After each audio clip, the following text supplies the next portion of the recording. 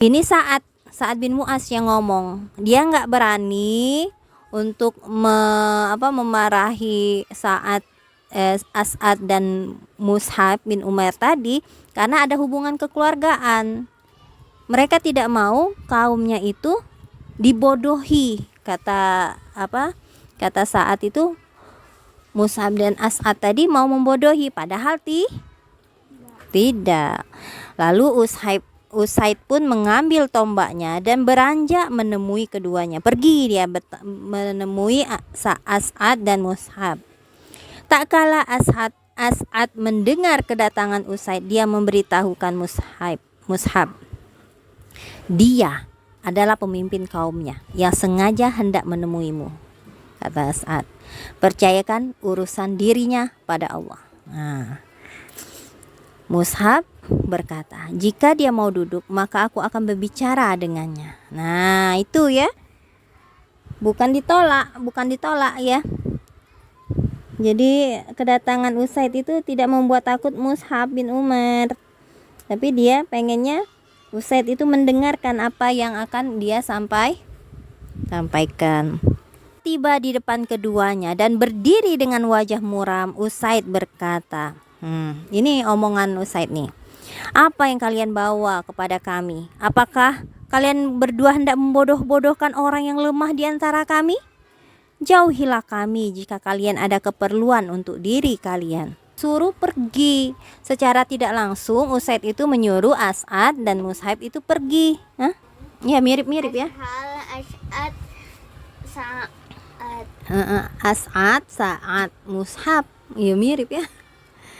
Iya. Bingung gak ya Umi? Kadang bingung juga kayak gitu tuh. Nah, Mus'ab pun berkata, silahkan duduk agar engkau bisa mendengarkan apa yang hendak aku sampaikan. Jika engkau suka terhadap sebagiannya, maka engkau bisa menerimanya, kata Mus'ab ya.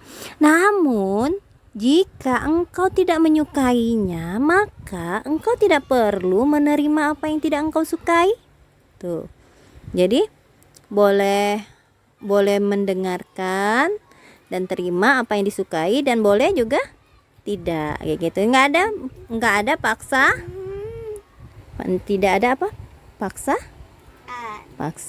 Engkau cukup adil, Usaid berkata, sambil menancapkan tongkatnya di tanah. Lalu dia duduk untuk mendengarkan Mus'ab. Iyalah, ditancepin biar nggak ganggu jalan. Kalau ditaruh sembarangan kan ganggu jalan tuh. Ya, bukan tombak, bukan tongkat. Tidak dengar ya. Tombak ya Mas. Tongkat ya. Salah mana? Tombak deh ya. Tongkat. Ya udah salah, berarti tombak. Jadi engkau cukup adil, kata Usaid sembari menancapkan tombaknya di tanah. Lalu dia duduk. Kemudian yang dilakukan Mus'ab adalah menjelaskan Islam, kemudian membacakan ayat Al-Quran. Lalu dia berkata, demi Allah, aku sudah melihat rona Islam di wajahnya sebelum dia sempat berbicara. Aku bisa melihatnya lewat keceriaan wajahnya dan bibirnya yang komat kamit. Nah, jadi Mus'ab itu sudah menyadari bahwa Usaid tadi ternyata apa? Iya, ternyata sudah mulai keislaman itu sudah. Iya, ke dalam hatinya, sudah mulai masuk ke dalam hatinya. Lalu Usaid berkata, alangkah bagus dan indahnya hal ini, kata Usaid. Lalu dia bertanya, apa yang kalian lakukan jika kalian hendak masuk agama ini? Dengan jelas ya, dia nanya kayak gitu. Lalu Mus'ab dan As'ad menjawab, hendaklah engkau mandi, bersihkan pakaian, kemudian memberikan kesaksian benar, lalu sholat 2 rakaat. Itu cara orang masuk Islam ya. Mandi dulu, membersihkan pakaiannya, bersyahadat, lalu sholat 2 rakaat. Lalu Usaid pun beranjak mandi, membersihkan bajunya, membaca syahadat dan sholat 2 rakaat. Setelahnya dia berkata, di belakangku ada seorang laki-laki. Jika dia mau mengikuti seruan kalian berdua, maka tak seorang pun dari kaumnya yang menyalahinya. Siapa? Usaid tadi berkata, saat ini pula aku akan membawa dia ke hadapan kalian. Orang yang dimaksud itu adalah Sa'ad bin Mu'az. Usaid mengambil tombaknya lalu pergi menemui Sa'ad yang duduk bersama kaumnya di balai pertemuan. Dia ingin mendengarkan apa yang akan disampaikan oleh Usaid. Jadi bersama kaumnya menunggu Usaid di sana.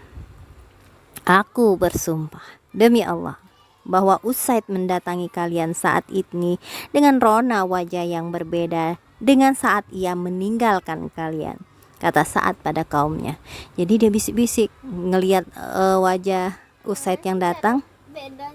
Beda lah Mbak, dengan biasanya kan tadi kan dengan rasa marah kan, ingin memarahi Rasul kan, memarahi Mus'ab dan As'ad.